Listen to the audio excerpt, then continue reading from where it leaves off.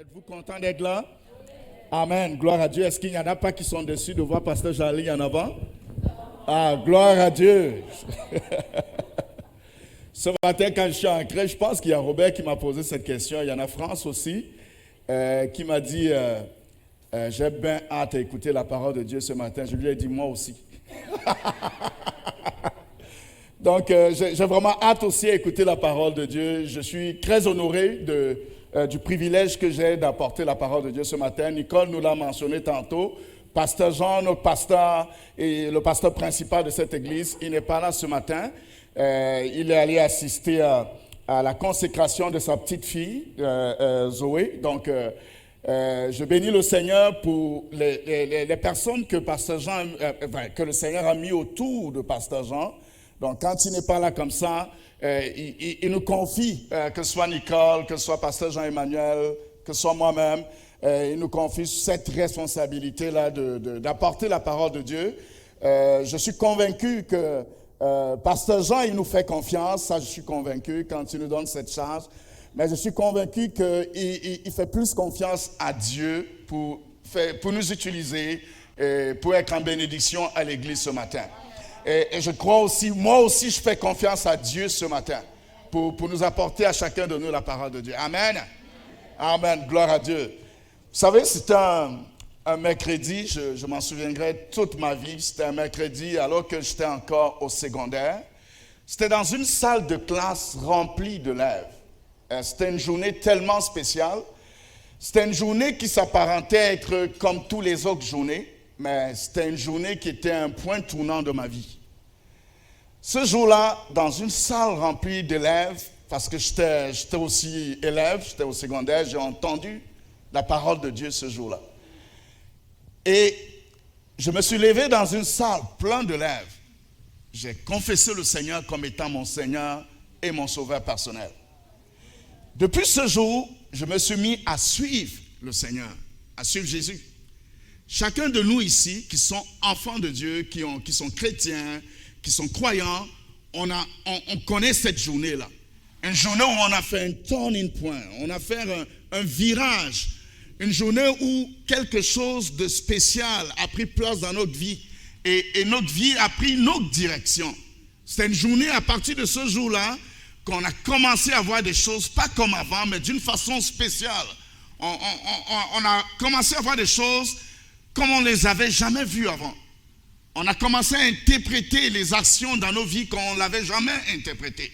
On a eu une autre vision de la vie, une autre vision du monde, une autre vision de ce qu'est la famille, une autre vision de ce qu'est une relation amoureuse, parce qu'il y a quelque chose de spécial qui a pris place dans nos vies. Et bien aimé, Jésus dit dans sa parole, lorsqu'il s'adressait à ses disciples, il a dit, allez et faites de toutes les nations des disciples. Cette parole-là nous donne de comprendre que Dieu est préoccupé par l'état des disciples. Ce que Dieu veut, ce que Dieu souhaite, ce n'est pas qu'on soit converti, mais c'est que nous devenons des disciples. Parce que la mission qu'il a donnée, c'est d'aller et de faire de toutes les nations des disciples, pas de faire de toutes les nations des convertis. Dieu est préoccupé, frères et sœurs, à ce que nous devenons un disciple. Il est préoccupé par notre état de disciple. C'est pour cette raison que depuis 3 semaines, on a commencé une série ici à l'église sur le disciple-là. Que ce soit le dimanche, que ce soit le mercredi, Pasteur Jean apporte des enseignements sur l'état de disciple. Parce que nous croyons qu'en tant qu'église, c'est la première mission que Dieu nous a donnée, de faire des disciples. Mais parfois, certains, je ne veux pas dire parfois, quand on devient converti, on reste à l'état de converti des années et des années. On n'évolue pas. On est pareil. On confesse Jésus, on vient à l'église le dimanche, comme on est là ce matin. On fait la religion chrétienne, on le fait correctement. Mais il n'y a pas d'évolution dans notre vie. On n'est jamais parvenu à un état de disciple. Il faut toujours qu'on nous nourrisse avec la parole de Dieu. Ça n'a jamais été notre initiative d'aller dans la Bible et de lire la Bible. Ça que personne ne nous le demande. Mais parce qu'on est resté à l'état de converti. On n'a pas avancé. On n'a pas évolué. Et je prie que Dieu ce matin, comme ça a été le cas dimanche passé, qu'il amplifie encore la notion de discipulat dans notre esprit ce matin. Parce qu'il faut qu'on parvienne à l'état de disciple. Amen. Amen. Gloire à Dieu. Je voudrais me pencher ce matin. Le texte que nous allons utiliser ce matin, c'est dans Actes chapitre 4. C'est le texte de l'étude biblique du mois de septembre. Pour ceux qui étaient à l'étude biblique, on a étudié ce texte, tout le chapitre. Mais nous allons nous consacrer sur les 12 premiers versets de ce passage-là.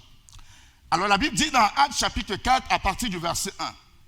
Tandis que Pierre et Jean parlaient au peuple, suivant les sacrificateurs, le commandant du temple et les sadducéens, mécontents de ce qu'ils enseignaient le peuple et annonçaient en la personne de Jésus la résurrection des morts.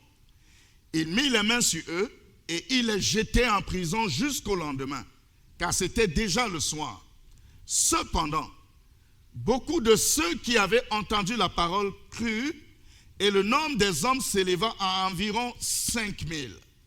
Le lendemain, les chefs du peuple, les anciens et les scribes s'assemblaient à Jérusalem avec Anne, le souverain sacrificateur, Caïphe, Jean, Alexandre et tous ceux qui étaient de la race des principaux sacrificateurs. Il fut placé au milieu de Pierre,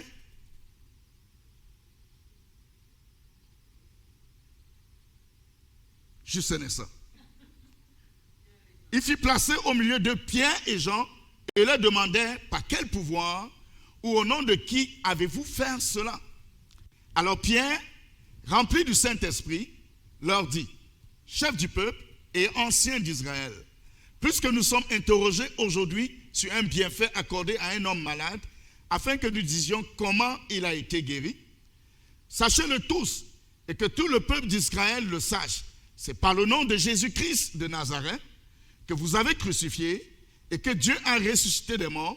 C'est par lui que cet homme se présente en pleine santé devant vous. Jésus est la pierre rejetée par vous qui bâtissez et qui est devenue la principale de l'homme. Il n'y a de salut en aucun autre, car il n'y a sous le ciel aucun autre nom qui a été donné parmi les hommes par lequel nous devions être sauvés. Amen. Amen. Quelle parole, bien-aimé. Quelle parole.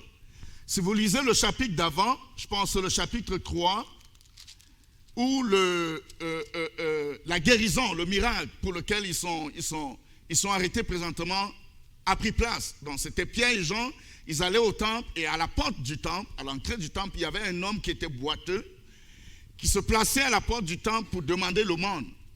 Alors ils ont demandé de l'aumône à Pierre et Jean, pendant que Pierre et Jean entraient dans le temple. Pierre ils ont répondu au boiteux en disant, nous n'avons ni or ni argent, mais ce que nous avons, nous te le donnons. Au nom de Jésus, lève-toi et marche.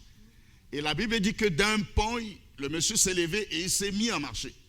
Donc le monsieur qui mendiait à tous les samedis ou alors le jour où il y avait la réunion, à chaque fois qu'il y avait réunion dans le temple, ce monsieur qui mendiait, qui n'était pas capable de marcher, il était en bonne santé. Et ça a créé c'était quelque chose de vraiment magnifique. C'était jamais produit, ce genre de miracle. Et le peuple a accouru pour voir. Tout le monde connaissait le monsieur. On savait c'est qui. On savait que c'était un monsieur qui était à chaque fois à la porte pour mendier.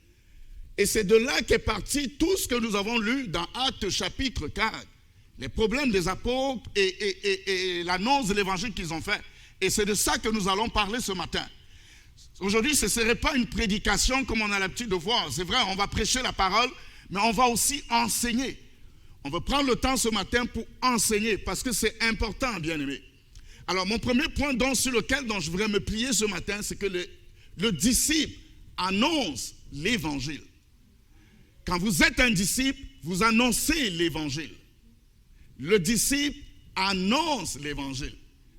Je veux que tu le dises à toi-même. Le disciple annonce l'évangile. Alléluia. Dans le verset 4, la Bible dit, cependant, beaucoup de ceux qui avaient entendu la parole crurent, et le nombre des hommes s'éleva à environ 5000. beaucoup de ceux qui avaient entendu la parole, crurent. Ils ont cru parce qu'ils ont entendu la parole. Donc le disciple annonce l'évangile. Les personnes qui ont cru sont ceux qui ont entendu la parole. Ces personnes ont entendu la parole de la bouche de Pierre et de Jean parce que les disciples ont annoncé cette parole-là. Ça prend qu'il faut l'annoncer. Il faut annoncer la parole. C'est notre responsabilité, bien-aimés, d'annoncer l'évangile. Les gens qui ne sont pas chrétiens, ils ne connaissent pas c'est quoi l'évangile. Si tu dis que tu es converti, si tu dis que tu es chrétien, c'est ta responsabilité. Ce n'est pas la responsabilité de quelqu'un d'autre. Ce n'est même pas la responsabilité de Dieu. Mais c'est la tienne. C'est ta responsabilité et la mienne. Parce que c'est à nous que Dieu demande d'annoncer l'évangile. On a souvent l'impression que le témoignage de notre foi est une responsabilité réservée aux nouveaux croyants. Si on regarde, on examine notre vie ce matin, vous allez vous-même constater, moi inclus, que lorsqu'on était nouvellement convertis, on était très en feu et très enclin à annoncer l'évangile. Pourquoi on ne le ferait pas 2 ans après? Pourquoi on ne le ferait pas 3 ans après? Pourquoi on se consacrerait seulement à venir à l'église le dimanche, mais à ne pas annoncer l'évangile les années plus tard? Mais c'est justement parce que le diable ne veut pas qu'on le fasse. Satan ne veut pas que tu annonces l'évangile. Parce que tant que tu ne vas pas l'annoncer, personne, il n'y a rien qui va se produire. Les gens vont rester dans leurs problèmes, dans leurs difficultés, dans leurs soucis. Parce que Dieu ne descendra pas du ciel pour l'annoncer aux hommes, puisque c'est à toi qu'il a donné cette responsabilité. Alléluia. La Bible dit dans Romains chapitre 10 au verset 13 que quiconque invoquera le nom du Seigneur sera sauvé. C'est ce que Paul dit aux Romains. Il dit celui qui invoquera le nom du Seigneur sera sauvé. C'est-à-dire que si quelqu'un invoque le nom du Seigneur, il va être sauvé. Mais comment vont-ils invoquer le nom de celui qui n'ont pas entendu parler? Pourquoi il faut entendre parler? Donc quand vous lisez Romains 10 à partir de 13, vous voyez, il dit, mais comment invoqueront-ils celui en qui ils n'ont pas cru? Mais comment croiront-ils s'ils n'entendent pas parler? Et comment entendront-ils parler s'il n'y a personne qui annonce? C'est notre responsabilité, bien-aimés, d'annoncer l'évangile. C'est la tienne et c'est la mienne. C'est ce que Dieu attend de nous. C'est notre responsabilité à nous. Nous devons annoncer l'évangile. Allez et faites de toutes les nations les disciples. Le disciple annonce l'évangile. L'évangile est la bonne nouvelle de Dieu qui transforme les vies. Vous savez, il existe plusieurs types de bonnes nouvelles. Je vais vous dire un peu c'est quoi une bonne nouvelle, par exemple. Le 4 août, c'est ma fête. Si vous venez me dire le 3 août, Charlie, à l'occasion de ta fête, je t'offre une voiture. Ça, c'est une bonne nouvelle pour moi.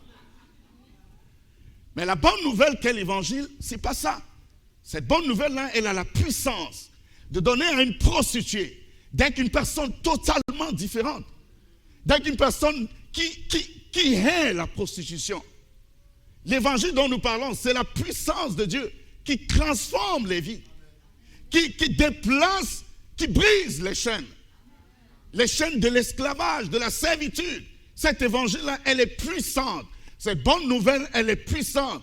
La bonne nouvelle qui dit que Jésus-Christ est mort sur la croix par amour pour toi, parce qu'il t'aime et parce qu'il veut être ton Seigneur. Cette bonne nouvelle-là, elle est puissante. Alléluia. Elle est puissante. J'ai dit ce matin qu'on veut prendre le temps pour enseigner. Vous savez, parfois nous annonçons, il nous arrive souvent d'annoncer l'évangile, mais de l'annoncer de façon, pas de la bonne façon. Au lieu qu'elle puisse apporter la délivrance, elle apporte souvent chez nous des problèmes. C'est vrai que le fait d'annoncer l'évangile, ce n'est pas toujours jojo, ça dit que ce n'est pas toujours quelque chose qui nous garantit sécurité ou bien la joie tout le temps. Mais parfois, nous ne connaissons même pas c'est quoi le message qu'il faut véhiculer. Qu'est-ce qu'on doit dire aux gens? Comment on doit s'y prendre? Mais on veut prendre le temps. Moi, je veux prendre le temps ce matin, pas pour nous dire ce que nous devons dire, mais pour nous donner de comprendre le concept. Et avec nos propres mots, avec notre propre langage, avec notre propre style, on va être capable de communiquer le bon évangile. Ce qu'il y a, bien aimé, dans le message d'évangélisation, la première chose, c'est que c'est le problème. C'est le problème de l'homme. Le problème de l'homme, c'est le péché. Peu importe la nature de cet homme, que ce soit un blanc ou un noir, on a le même problème avec Dieu, c'est le péché. Que ce soit un homme ou une femme, que ce soit un vieux ou un jeune, on a tous le même problème, qui est le péché. Et la Bible dit dans Romains chapitre 3 au verset 23 que tous ont péché et sont privés de la gloire de Dieu. Celui qui dit qu'il n'a jamais péché, il est un menteur. Et il fait de Dieu un menteur. Parce que Dieu dit que tout le monde a péché. Donc on a tous un problème en tant qu'être humain sur la terre. Et ce problème-là, c'est le péché. Ça, c'est important de comprendre. Dans notre message que nous véhiculons, c'est important que notre interlocuteur comprenne qu'il a un problème. Comprenne qu'il a un problème de péché. Parfois, quand nous venons, nous présentons plutôt la solution aux gens. Mais quelqu'un qui n'a pas un problème, à quoi lui sert une solution? À quoi lui sert une solution, bien-aimé? Si on va chez le médecin, c'est parce qu'on a un problème. C'est parce qu'on a un problème. Donc le deuxième point très important, c'est la solution. C'est d'abord la conséquence, la conséquence de notre problème. La conséquence du problème de l'homme, c'est la mort. C'est la mort. C'est-à-dire parce que nous avons péché, nous devons mourir. La Bible dit dans Romains chapitre 6 au verset 23 que le salaire du péché, c'est la mort. Et quand Dieu parle de mort ici, ce n'est pas seulement la mort physique, c'est la seconde mort, le fait d'être éternellement séparé de Dieu. Donc vous êtes séparés de Dieu pour l'éternité. Parce que Dieu a créé chaque homme pour vivre éternellement. On va tous vivre éternellement. Ce sera soit vivre éternellement dans le royaume de Dieu, soit vivre éternellement en enfer, loin de Dieu. Donc, mais quel qu'en soit le cas, tout le monde vit éternellement. Mais où vas-tu passer ton éternité? Est-ce que ce sera dans le royaume de Dieu parce que tu as accepté ce que Dieu propose, ou loin de Dieu parce que tu as refusé ce que Dieu propose? Ce qui m'amène au troisième point, qui est la solution de Dieu. Vous savez, on dit dans un adage que tout chemin mène à...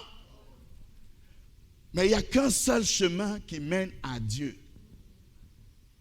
La solution de Dieu, c'est Jésus-Christ. La Bible dit dans Jean chapitre 3, verset 16, que Dieu a tant aimé le monde qu'il a donné son Fils unique. Il n'y a pas d'autre. Son Fils unique, afin que quiconque croit ait la vie éternelle. Je voudrais nous présenter un peu l'image du salut. Quand on parle de Jésus-Christ, il y a une image que j'ai prévue dans mon PowerPoint. Je pense que c'est le PowerPoint suivant. Jésus-Christ, il est la courroie. Il est l'intercession entre Dieu et nous. À cause de notre péché, comme je disais tantôt, on a été séparés de Dieu. Nous sommes très loin de Dieu.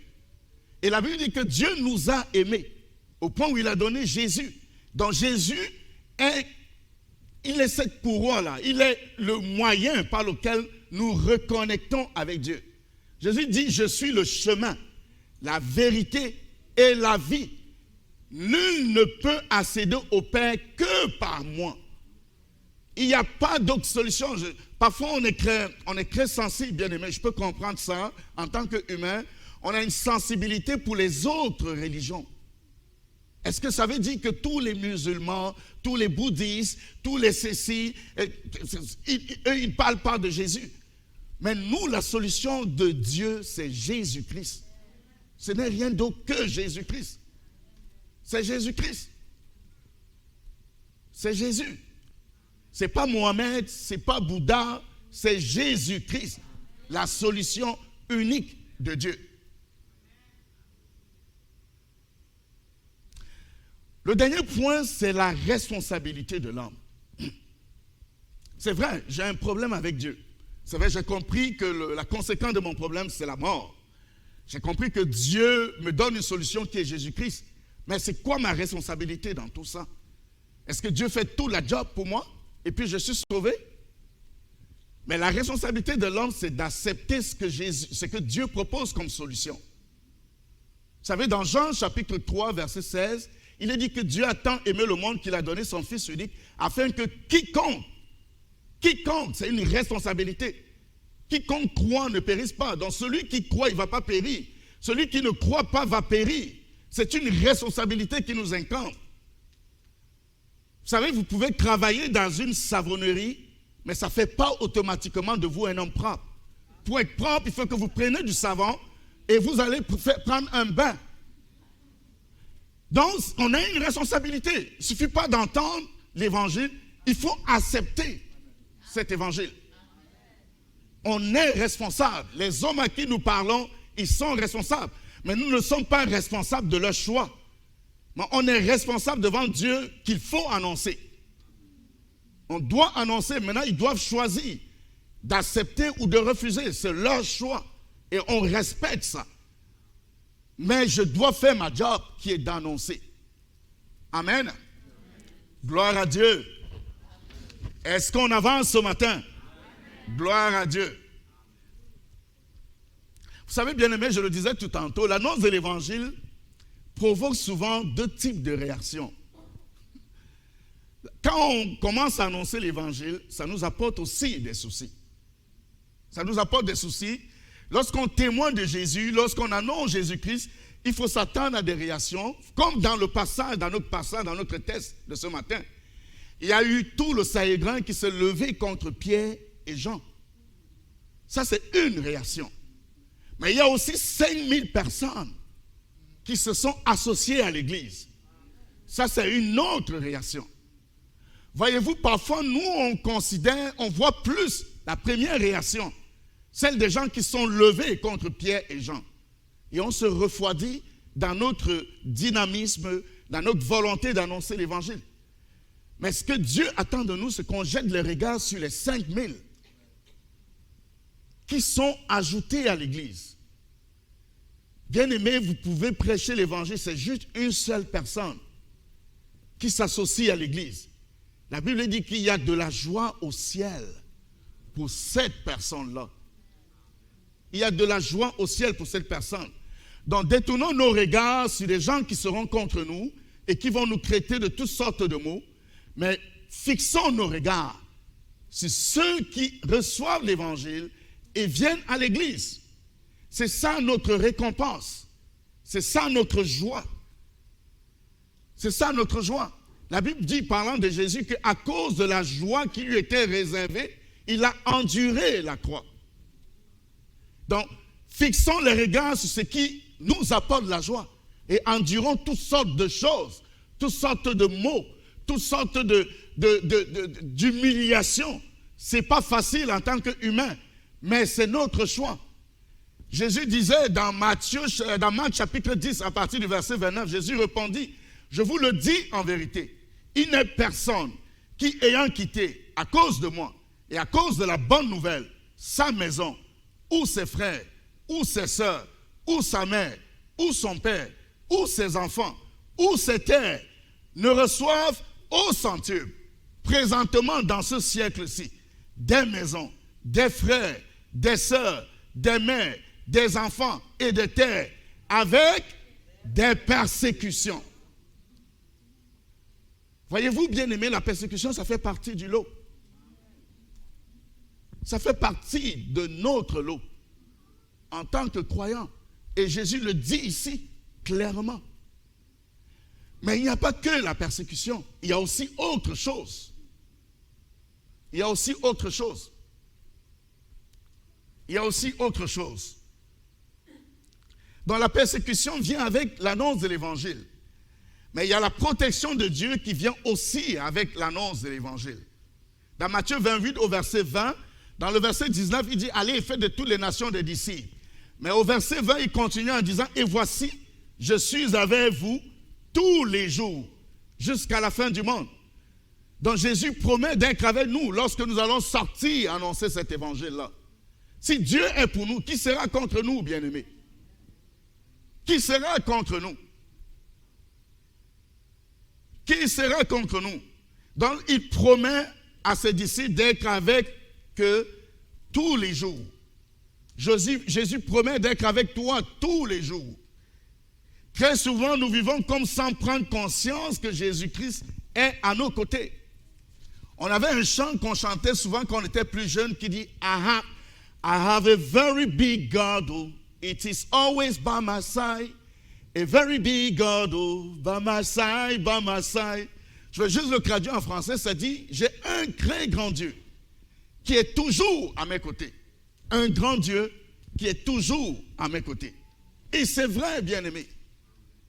Notre Dieu est toujours à nos côtés. Et ceci tous les jours. Tous les jours. Amen. Gloire à Dieu. Notre Dieu est à nos côtés et ceci tous les jours. Amen. Je voudrais juste me résumer parce que je tiens à ce que ça soit très bien compris. Ce que je viens de dire tout à l'heure, je ne suis pas en train de dire que quand vous allez annoncer l'évangile, vous allez utiliser ce que j'ai dit mot à mot. Mais je vous donne des concepts qui vont vous aider à communiquer le bon message de l'évangile. On a premièrement un problème avec Dieu, qui est le péché. Romains 3, 23, tous sont péchés et sont privés de la gloire de Dieu. Il y a la conséquence de notre problème qui est la mort. Romains 6, 23, tous sont péchés et sont privés de la gloire de Dieu. Le salaire du péché, autant pour moi, 6, 23, le salaire du péché, c'est la mort. Okay? Et puis, il y a la solution de Dieu qui est Jésus-Christ. Donc, Dieu nous a donné Jésus comme solution. Et il faut accepter cette solution-là, qui est la responsabilité de l'homme.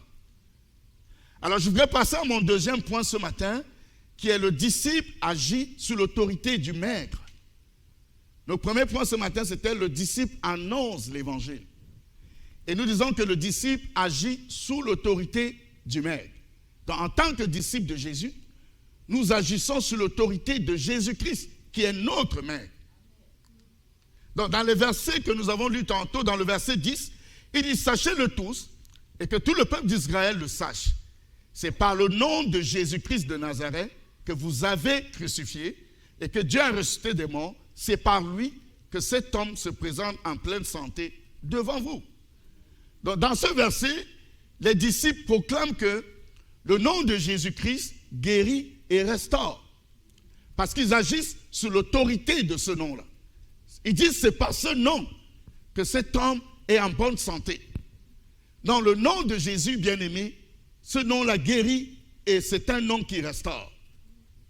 On a chanté ce matin, le deuxième chant que l'équipe de Loire nous a donné ce matin, c'était le nom de Jésus. C'était tellement puissant quand je le chantais ce matin parce que je prêtais attention aux paroles. Le nom de Jésus guérit et il restaure. On se souvient de Bartimée, qui était cet homme qui est né aveugle, qui se plaçait chaque jour sur la rue pour mendier, alors qu'il a entendu une foule qui passait autour de lui. Et il s'est mis à demander, qu'est-ce qui se passe? On lui dit, c'est Jésus-Christ qui passe. La Bible dit qu'il a crié très fort, Jésus, fils de David, aie pitié de moi. Aie pitié de moi. La foule s'est mise à le reprendre comme pour l'amener à se taire. Il n'a pas arrêté. Il a crié plus fort, Jésus, fils de David, aie pitié de moi. Et Jésus s'est retourné et il a obtenu sa guérison. Parce que le nom de Jésus guérit et restaure. Le nom de Jésus restaure. Le nom de Jésus-Christ restaure les vies brisées. Le nom de Jésus restaure les cœurs. Le nom de Jésus restaure les couples en péril. Le nom de Jésus restaure. C'est un nom qui restaure. Le nom de Jésus-Christ sauve, bien-aimé. Dans Actes 4, 12, il n'y a de salut en aucun autre, car il n'y a sous le ciel aucun autre nom qui a été donné parmi les hommes par lequel nous devions être sauvés. Le nom de Jésus-Christ, ça sauve. Le nom de Jésus-Christ est sans limite.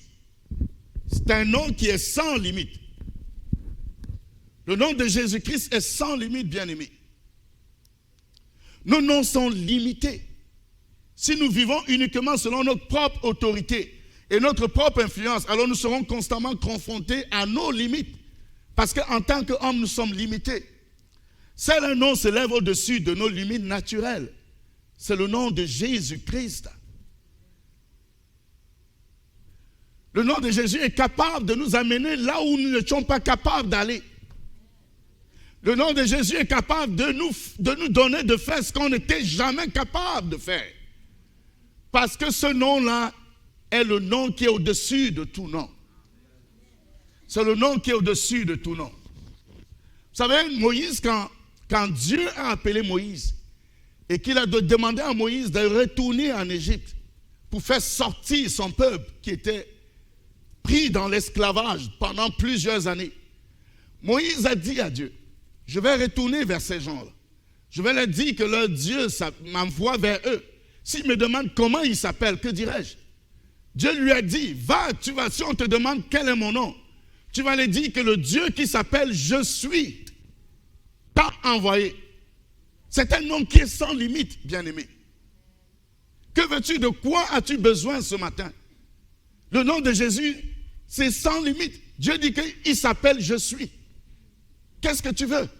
Dieu est ça pour toi. Son nom est sans limite. C'est sans limite. De quoi as-tu besoin ce matin? Est-ce la délivrance? Alors ton Dieu est la délivrance. Il est El Shaddai, le Dieu tout-puissant. Est-ce que tu as besoin de la justice? Il est Yahvé Tikenu, l'Éternel, notre justice. Est-ce la provision dont tu as besoin? Il est Yahvé Jireh, Jéhovah Jireh, le Dieu qui pourvoit. De quoi as-tu besoin ce matin? Est-ce que c'est la guérison? Il est Yahvé Rapha, l'Éternel qui me guérit. Es-tu anxieuse, inquiète ou perturbée par des soucis? Il est Jéhovah Shalom, l'Éternel notre Père. C'est ce que Dieu est et c'est ce qu'il veut être pour toi. Son nom est sans limite. Sans limite. Il est Jéhovah Sabo, l'Éternel des armées. Jéhovah Nissi, l'Éternel mon étendard. Il est El Roi, Dieu qui voit. Il est Elohim, Dieu créateur, puissant et fort. Il est Jéhovah l'Éternel. Jéhovah l'Éternel, c'est son nom. C'est son nom. Le nom de notre Dieu est sans limite, bien-aimé. C'est sans limite. Le disciple agit sous l'autorité de son maître. Nous agissons sous l'autorité de Jésus-Christ. Dans Matthieu 28, au verset 18, Jésus dit, tout pouvoir m'a été donné dans les cieux et sur la terre.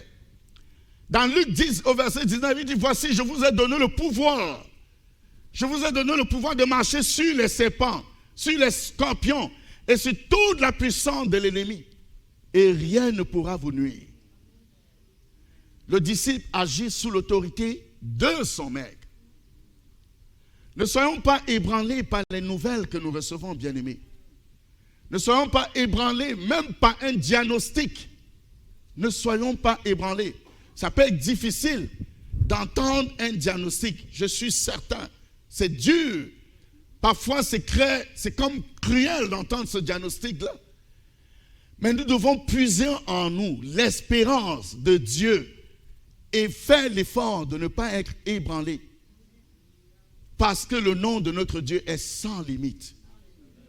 C'est sans limite. Alléluia. Le nom de Dieu est sans limite. Quelqu'un a besoin d'entendre ça ce matin. Le nom de ton Dieu est sans limite. Les hommes vont te limiter. Les hommes vont penser que tu es capable de rien, que tu ne peux rien faire, que tu es bon à rien. Mais le nom de ton Dieu, il est sans limite. Et il est capable de t'amener, de faire des choses que les gens n'imaginent pas. Tu n'imagines pas capable. Toi-même, tu ne t'imagines pas capable de faire ces choses. Parce que le nom de ton Dieu est sans limite. Le nom de ton Dieu est sans limite. Tu dois l'entendre ce matin, bien-aimé. Le nom de notre Dieu est sans limite. Alléluia. Donc, déclare à partir d'aujourd'hui le nom de Jésus-Christ dans ta vie. Déclare ce nom dans la vie de ta famille. Dans la vie de tes enfants, déclare ce nom. Je ne demande pas de le déclarer de façon religieuse, mais je veux que tu croies que le nom de Jésus, il couvre ta famille. Il te couvre toi. Il couvre tes enfants.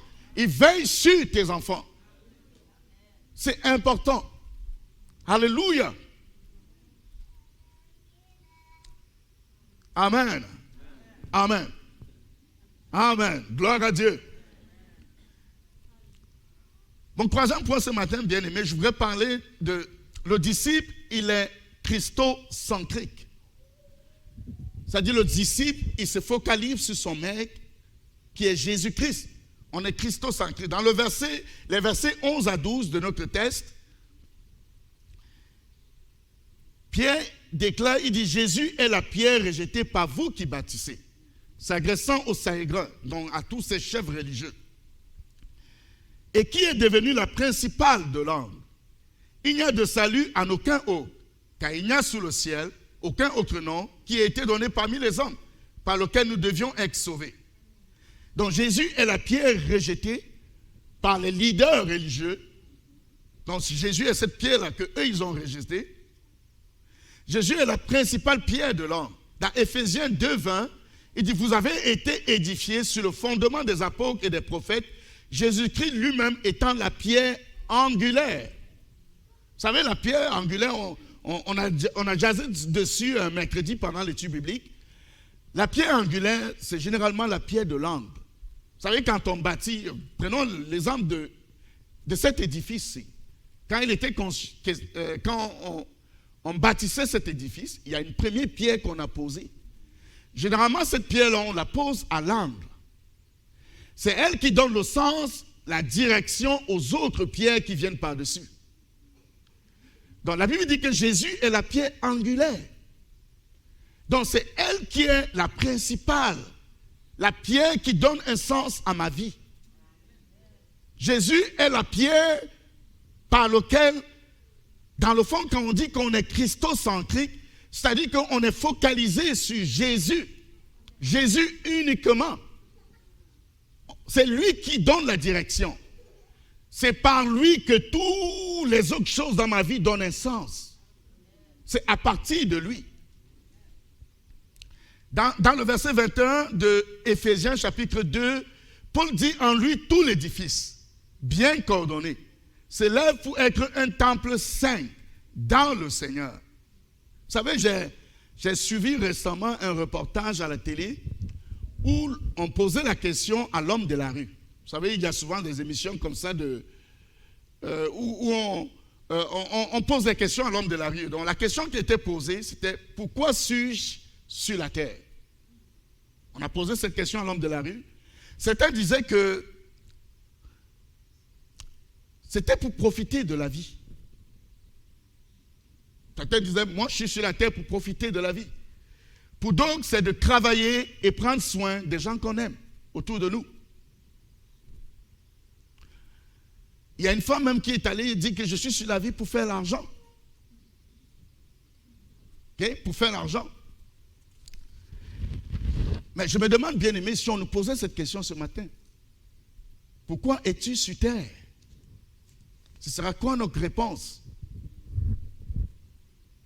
Pourquoi es-tu sur terre? Qu'est-ce que tu pourrais dire, toi? Paul s'adressant aux Romains, dans Romains chapitre 11 au verset 36, il dit c'est de lui. Parlant de Jésus-Christ, il dit c'est de lui, par lui et pour lui que sont toutes choses. À lui la gloire dans tous les siècles. Amen. C'est de lui. Parce que tout vient de Dieu. Donc c'est de lui. Tout vient de Dieu. Le premier verset de la Bible, dans Genèse chapitre 1 au verset 1, la Bible dit au commencement, Dieu. Dieu est le début de toutes choses. Tout vient de Dieu. Bien-aimé, tout ce que tu es, ça prend son essence à partir de Dieu. Tu peux travailler très fort. Tu peux gagner beaucoup d'argent même d'ailleurs, mais je veux que tu croies, si tu es enfant de Dieu, ta compréhension serait que Dieu te donne le pouvoir, la capacité de travailler fort. Parce que tout vient de Dieu. Ton travail vient de Dieu. Ton conjoint, même si tu ne l'apprécies pas trop, il vient de Dieu. Il vient de Dieu, bien-aimé. Notre vie n'est pas un hasard. Ça vient de Dieu. Les enfants que vous avez, ça vient de Dieu. Tout vient de Dieu pour nous, les enfants de Dieu. Ça vient de Dieu, c'est par lui. Mais c'est aussi de lui. C'est de lui, tout vient de Dieu. C'est par lui. C'est Dieu qui nous rend capables de quoi que ce soit. Nous avons été incapables d'être agréables à Dieu par nous-mêmes. Il a pourvu Jésus pour nous. Donc c'est Dieu qui crée en nous le vouloir et le faire. Donc c'est par lui. Paul dit, je puis tout par Jésus-Christ qui me fortifie. C'est par lui. Non seulement c'est de lui et c'est par lui, mais c'est pour lui que sont toutes choses. Dans 1 Corinthiens 10 au verset 31, soit donc que vous mangez, soit que vous buviez, soit que vous fassiez quelque autre chose. Faites tout pour la gloire de Dieu. Pour la gloire de Dieu. C'est pour lui que nous faisons ça, bien-aimés. Faites toutes choses pour la gloire de Dieu. Si tu travailles ici à l'église, fais-le pour la gloire de Dieu. Ton travail séculier, fais-le pour la gloire de Dieu. Dans les relations que tu as avec les gens, entretiens des relations pour la gloire de Dieu. Si tu tiens un commerce, tiens ce commerce pour la gloire de Dieu. Quoi que vous fassiez, c'est ce que Paul dit, faites-le pour la gloire de Dieu. Nous devons être christocentriques. On doit être focalisé sur Jésus-Christ, lui seul, et rien d'autre.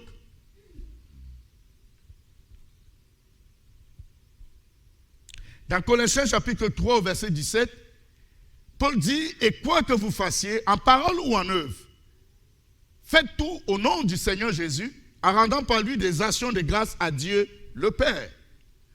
Donnons gloire à Dieu tous les jours. Alléluia. Tout commence avec Dieu, mais Dieu est le centre de toutes choses. Ne commençons pas avec Dieu pour terminer avec autre chose. On va commencer avec Dieu, on va entreprendre avec Dieu et on va terminer avec Dieu. Parce que nous sommes christocentriques. On est focalisé sur Jésus et sur Jésus seul. Amen. Est-ce que ça a du sens pour quelqu'un ce matin? Gloire à Dieu. Gloire à Dieu. Je vais inviter les musiciens parce qu'on va devoir terminer. Mais on va chanter ensemble avant de terminer ce matin le chant de ton nom. Ton nom. On va le chanter encore ensemble ce matin. Et quand on va le chanter, je souhaite et j'aimerais que nous puissions le chanter avec du sens ce matin. Tout commence avec Dieu, mais Dieu est le centre de toutes choses. Alors je voudrais dans le mot de la fin, bien-aimé, revenir sur Actes chapitre 4 au verset 19. Pierre et Jean leur répondirent, jugez s'il est juste devant Dieu, de vous obéir plutôt qu'à Dieu. Alors, donc, ce que Pierre et Jean est en train de dire ici, bien-aimés, c'est que nous devons être capables de juger les choses. Et l'élément qui nous donne de pouvoir juger les choses, est-ce que c'est agréable à Dieu? Quand tu vas poser le geste que tu vas poser à partir d'aujourd'hui, pose-toi la question. Est-ce que ce geste-là que je suis en train de vouloir poser, est-ce qu'il est agréable à Dieu? S'il n'est pas agréable à Dieu, s'il est agréable à un homme à côté de toi, ce n'est pas bon pour toi. Parce que ce n'est pas agréable à Dieu. Parce que toi, tu dois être christocentrique. Jugez vous-même. Et il s'adresse à des chefs religieux. Jugez vous-même s'il est agréable à Dieu d'obéir à Dieu ou à vous. C'est à Dieu que nous obéissons et personne d'autre. Alléluia. Parce que nous sommes des disciples. Amen. Amen. Gloire à Dieu. Bien-aimés, on peut se lever. Nous allons chanter ensemble avec l'équipe de louange ton nom ce matin. Et je veux que ce soit un moment d'adoration pour nous-mêmes. En tant que disciples, parce que nous voyons l'autorité qu'il y a dans ce nom-là. Et nous voulons glorifier, donner gloire à Dieu ce matin pour son nom. De l'aube au coucher du soleil, tes splendeurs nous émerveillent, et notre cœur d'enfant répond en glorifiant ton nom, ton nom.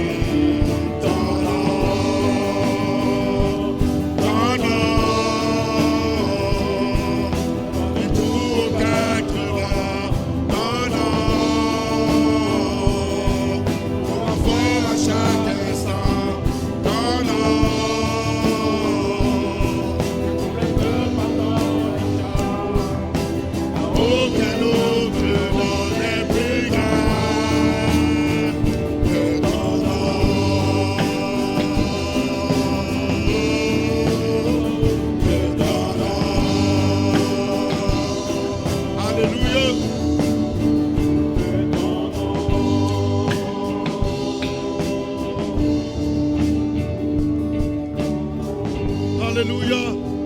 Oui, Seigneur, merci pour ton nom. Merci, oh Dieu, pour l'autorité qu'il y a dans ton nom. Merci, Seigneur, parce que tu nous accordes le privilège de nous tenir en ton nom, Seigneur. Merci, ô Dieu. Merci d'être qui tu es. Merci de nous aider chacun pour sa part à être un disciple qui annonce l'évangile, Seigneur, qui proclame l'évangile, qui déclare tes bienfaits, Seigneur. Merci de nous fortifier, de nous donner de ne pas, Seigneur, faiblir devant la persécution, devant les insultes, devant l'humiliation, mais de regarder à la joie qu'il y a pour un pécheur qui se repent, Seigneur. Merci pour la grâce que tu nous accordes, pour ce privilège. Nous bénissons ton nom ce matin et nous te donnons toute la gloire parce que tu es au centre de nos vies. Et c'est de toi, Seigneur, que nous sommes qui nous sommes. Et nous bénissons ton nom. À toi toute la gloire et tout l'honneur. Dans le précieux nom de Jésus. Amen. Amen. Amen. Gloire à Dieu, bien-aimés. Bon dimanche. Que le Seigneur vous bénisse. Mercredi, n'oubliez pas, il y a jeûne prière mercredi. On se retrouve à partir de 7h du soir, ici à l'église. Amen.